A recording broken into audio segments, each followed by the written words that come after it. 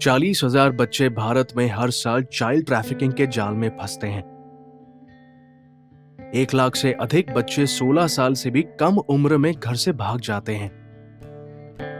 2 करोड़ बच्चे 10 से 14 साल के बीच ही तंबाकू का सेवन करने लगते हैं। 43,500 अपराध ऐसे हैं जिसे 1 साल में 18 से कम उम्र के बच्चों ने बच्चों पे अंजाम दिया है। इन आंकड़ों के पीछे की वजह ढूंढने निकले तो सुई घूम फिर कर एक ही जगह आती है और वो है पेरेंटिंग। पेरेंटिंग, जिसे हिंदी में परवरिश कहते हैं, ये किसी भी व्यक्ति के समग्र विकास की दशा और दिशा तय करती है। और अगर माता पिता के मार्गदर्शन में बच्चे की सही ढंग से परवरिश की जाए तो इन समस्याओं से बहुत हद तक निजात पाया जा सकता है। Emmanuel hospital association (EHN) UNICEF के साथ मिलकर इन्हीं समस्याओं को केंद्र बिंदु बनाते हुए पेरेंटिंग के विभिन्न पहलुओं पर एक वैज्ञानिक सर्वेक्षण किया और लोगों को जागरूक भी किया। इस पायलट प्रोजेक्ट को सबसे पहले उत्तर प्रदेश के आगरा स्थित एक निम्न मध्यम वर्गीय कॉलोनी और झारखंड में खूंटी जिले के एक आदिवासी बहुल गांव में शुरू किया। इस प्रोग्राम को शुरू करने में सबसे बड़ी बाधा थी पेरेंटिंग जैसे विषय पर लोगों को ट्रेनिंग प्रोग्राम में लाना, क्योंकि ये तो सदियों से चली आ रही एक परंपरा की तरह है। तो पहला तो हमारे दिमाग में आया था कि पेरेंटिंग कौन नहीं जानता। माँ बाप बने हैं तो थोड़ा हम लोग जान ही जाएंगे। लेकिन फिर सोचे हम लोग कि चलो कुछ नया चीज़ हमें सीखने को मिलेगा और नया चीज़ सीखने को मिलेगा, नए तरीक़ा से मिलेगा। माता पिता ट्रेनिंग प्रोग्राम में आए, इसके लिए जरूरी था कि उनका इस बात की ओर ध्यान आकर्षित किया जाए कि परिवार को समय नहीं देने के कारण किस तरह की मुश्किलें उनके सामने आ रही है। मैं जूते की फैक्ट्री में काम करता हूँ और मैं रोज़ सुबह 5:30 बजे काम पे जाता था और रात को 9 बजे आ जाता। ना मैं ये देखता था कि मेरे बच्चे क्या कर रहे हैं, मेरी बीवी क्या कर रही है, और हम लोगों में मन बटाव बना रहता था, क्योंकि हम लोगों पर प्रेशर रहता था काम का। तो बच्चों को भी नहीं देख पाते थे हम कि बच्चे कर क्या रहे हैं, बीवी कर क्या रही है। बस खाना, काम पे गए, खाना खाया और आके सो गए।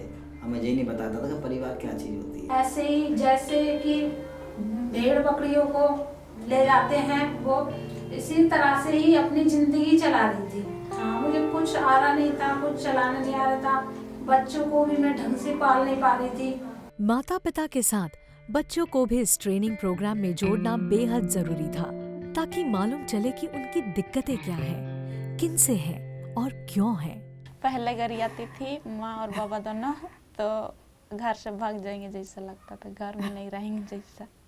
पहले मैं बात नहीं करती थी मम्मी से, काफ़ी टाइम हो जाता था, कुछ टाइम हो जाता, खाना भी नहीं खाती थी, बात भी नहीं करती थी। मतलब हर टाइम मुझे बस ऐसा लगता था, क्योंकि वो मुझे ऑल टाइम डांटते रहते थे।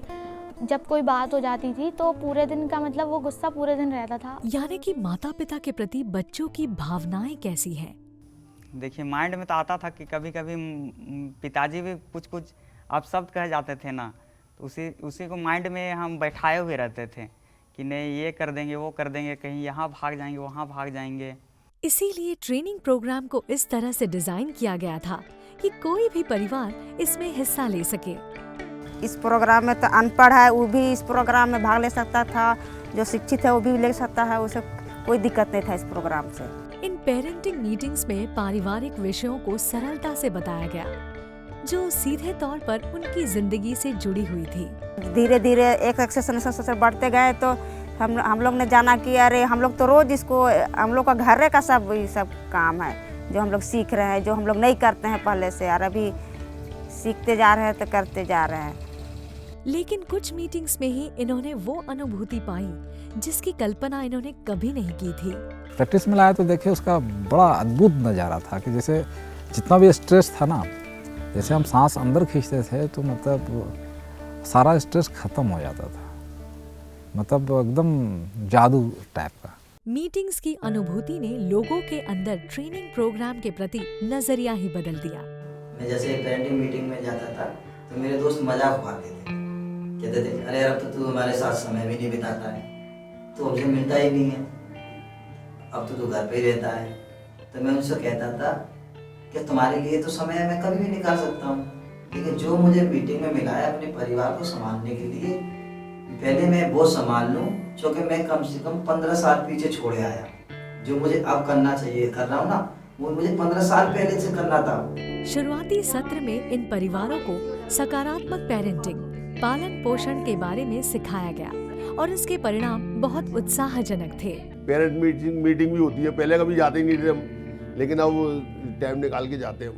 पेरेंटिंग मीटिंग में से पता चला कि हाँ, ये भी चीज़ जरूरी है, काम जरूरी नहीं है, परिवार भी बहुत जरूरी है, परिवार के लिए समय निकालना भी बहुत जरूरी है। परिवार के बारे में भी थोड़ा ध्यान देना चाहिए, परिवार को समझना चाहिए, परिवार के लोगों की भी भावनाएं क्या चीज़ है इनकी। तो बच्चे भी कहते हैं मम्मी मीटिंग में जाने से आप हमें इतना प्यार करने लग गई हो और समय भी देती हो। बच्चों की भी तारीफ मैं करती हूँ, बच्चे मेरी करते हैं, अब ये बच्चों की भी करते हैं, तो बच्चे बहुत खुश होते हैं। बच्चे कहते हैं वाह मम्मी, हाँ मीटिंग में जाने से हमारी लाइफ कितनी चेंज हो गई है। इन परिणामों से इनके पारिवारिक जीवन में बदलाव आए, जैसे एक दूसरे को हम पहले से जानते थे, लेकिन सिर्फ कहने के लिए हम जानते थे कि एक दूसरे को जानते हैं, लेकिन जैसे ही हमारा साथ रहना हुआ कि बहुत सारी चीज़ कमी घटी हमें दिखने भी लगा। उसके बाद ये सारा प्रोग्राम करते करते हम लोग का जो एक दूसरे को जितना हम जानते थे उससे कहीं ज़्यादा जानने लगे, और जो हम लोग के बीच जो दूरी था ना, वो थोड़ा सा क्लोज हो गया हमारा। इस बदलाव की सबसे बड़ी वजह ये थी कि पुरुषों ने परिवार में पिता की भूमिका और प्रभाव को सीखा। इतना तो था कि जो मीटिंग हुई थी उसके बाद में इतनी माराकूटी करते थे, मेरी क्या लीली काली करके पटक देते, बेहोश कर देते थे। पर वो मीटिंग जब से वो मीटिंग होने लगी थी ना, उससे उनके लिए बहुत बदलाव आ गया था। मारा तोड़ी करना छोड़ दिया था, सिर्फ पीना रह गया था उनके। तो पिताजी भी आजकल ड्रिंकिंग करना बहुत कम ही ड्रिंकिंग करते हैं, लगभग 20%। इससे पुरुषों को अपने पारिवारिक जिम्मेदारियों के प्रति अपनी समझ बदलने में मदद मिली और अपने आप को बच्चों के प्रति उपलब्ध किया। अब वहाँ गए तो थोड़ा भाई अब इनकी भी मर्जी है, इनकी भी ज़रूरत है, इनको भी कुछ चाहिए, तो अब सबसे पूछते हैं, उनकी जैसा वो चाहते हैं वैसे करते हैं और अपने व्यवहार में बदलाव लाए। देखिए हम लोग शाम में एक जगह बैठ के पहले खाना भी नहीं खाते थे, बट अब क्या हो रहा है ना कि हम एक ही जगह हम लोग सब बैठ के अब आजकल खाना भी खाते हैं। वो एक हमारे लिए बहुत महत्वपूर्ण था, क्योंकि इससे हमारा जो परिवार का जो जुड़ाव था वो बहुत मजबूती से। सबसे पहले मैं सीखा कि हम आप कहाँ गए थे ये पूछना छोड़ के आज का दिन आपके लिए कैसा रहा। अब पेरेंट मीटिंग की बातें इन परिवारों पे असर कर रही थी। वे एक दूसरे को जानना चाहते थे, वक्त गुजारना चाहते थे। ये जब मुझे बहुत रियलाइज़ होता था कि मेरे घर वाले मुझे नहीं समझते हैं, तो मैंने अपनी माँ बाप से शेयर भी की थी, लेकिन उस टाइम पे उन्होंने नहीं समझा था मुझे। लेकिन अब थोड़ा समझने भी लगे और उन्होंने मेरे ऊपर ट्रस्ट भी करना स्टार्ट किया। ईशिका से भी मैं बहुत ज़्यादा प्यार से बात नहीं करती थी उस टाइम। फिर मैंने प्यार से बात करना शुरू करा तो उसे भी समझ में आ गया कि हाँ मेरी मम्मी अब मुझसे प्यार करती हैं। उन्होंने भी मुझे समझना स्टार्ट किया जब वो मेरी बेस्ट बनी और मैंने उनको समझना स्टार्ट किया तो उनकी बेस्ट मैं बनी। बस यही रीज़न है कि परवरिश का। दोस्त बनना जो मीटिंग में सीखा मैंने कि बच्चों के साथ थोड़ा दोस्त बन के रहना चाहिए, तो मैं अब थोड़ी बहुत बदल गई 2 साल पहले से। अब मेरी बेटियां मेरे को अपने मन की बात बताने लगी हैं और मैं भी बातें करने लगी हूँ बेटियों से अपने मन की बात। माता पिता ने अब बच्चों के साथ सीखने और सिखाने के नए रास्ते ढूंढे। बच्चन से अब संग में बैठा के दोस्त बनाओ, खिलाओ, और जैसा घर में अपने ब्रेड बनाना है तो फिर बच्चों के सामने बनाओ, या तो बच्चा सीखे, बच्चन को सुधार होवे और उसी तरीके से हमने किया है। तो बच्चन जब रास्ते ढूंढ लिए तो आपस में एक दूसरे की प्रशंसा करना सीखा और बच्चों को भी सिखाया। पहले ये तारीफ भी नहीं करते थे किसी की, ना ही मेरी तारीफ करते थे। हाँ, अब मैं जब अच्छे कपड़े पहनती हूँ या अच्छी लगती हूँ तो मेरी तारीफ करते हैं, मुझे बहुत अच्छा लगता है। पहले नहीं करते थे ये बिल्कुल भी तारीफ, तो मुझे बहुत बुरा लगता था। शादी के बाद पहली बार मैंने उसी चीज़ में मैंने इसको तारीफ करके कहा था, तो आप इस चीज़ बहुत अच्छा बनाते हो। तो फिर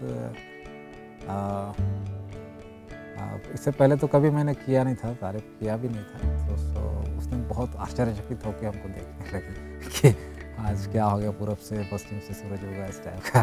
सो थैंक यू, या जो भी प्रशंसा का जो भी शब्द है, सेम टाइम में जिस समय करते हैं, जिसने किया उसी टाइम हम लोग उसको आदर कर देते हैं, तो उसमें एक प्यार भी बढ़ जाता है और विश्वास बढ़ता है।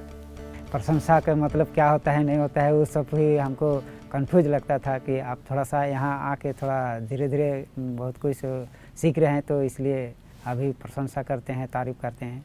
तो ये बात अगर पहले से अगर होता तो शायद और इतना अनुभव बहुत आगे बढ़ता, तो परिवार में कोई भी ऐसे लड़ाई झगड़ा का समस्या नहीं आता, इस तरह का बातें सोचते थे।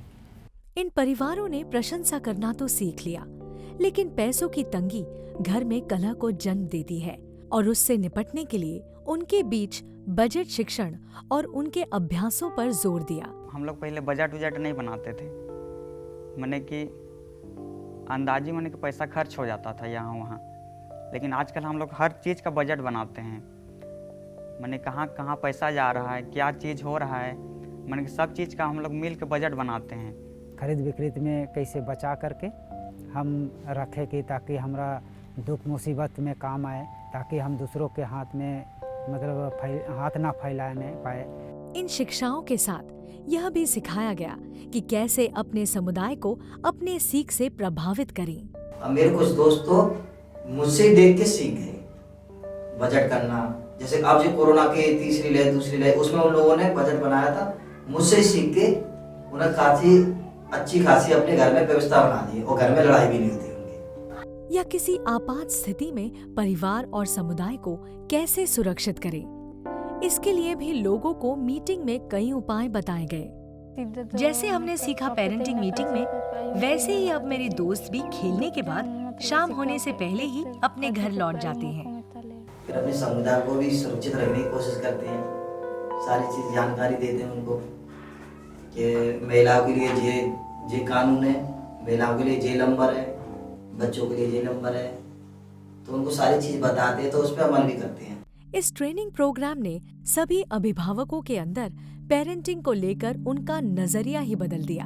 इन्होंने अपने अंदर कई ऐसे बदलाव महसूस किए जो पहली बार था, मानो अब इनकी जिंदगी में उजाले की एक नई किरण ने दस्तक दे दी हो। हम जैसे निम्न वर्गीय परिवार के लिए एक वरदान के रूप रहा है।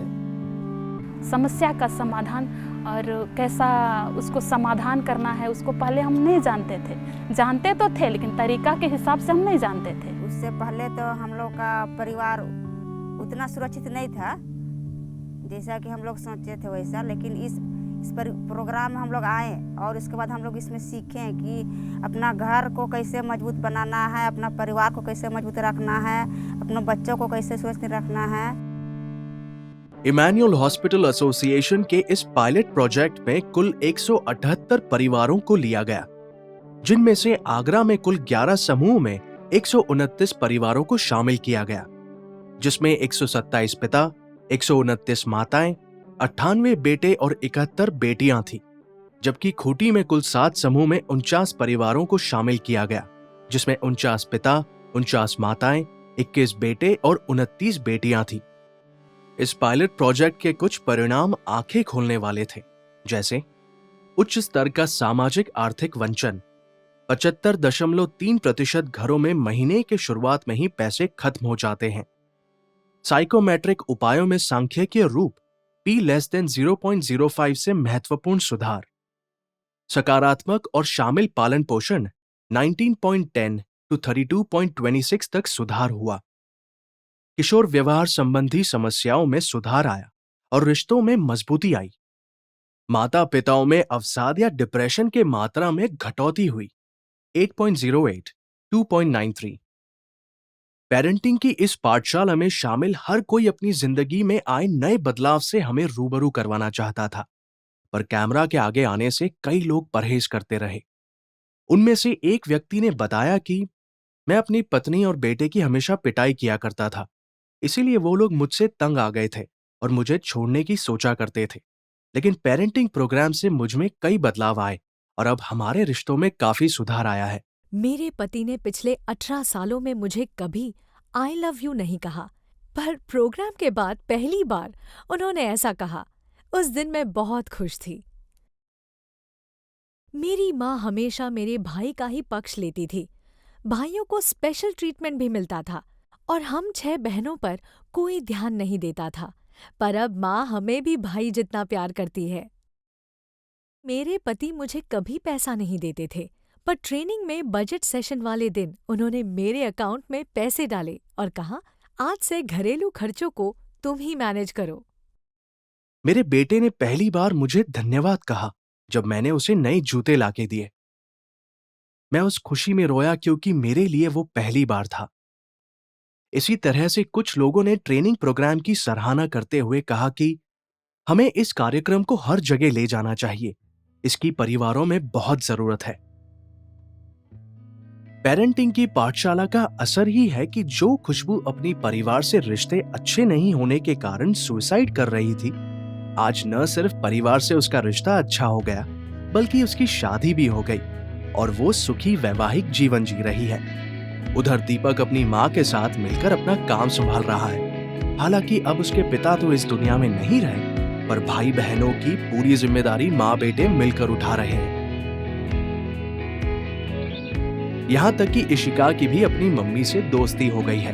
दोनों खुलकर एक दूसरे से बातें करते हैं। पेरेंटिंग की इस पाठशाला ने इनकी जिंदगी में आए घोर अंधेरे को हटाकर इन्हें सूरज की उस रोशनी में ला दिया है जहां उत्साह है और ख्वाहिशों की डोर पर दूर तक उड़ने का जज्बा है।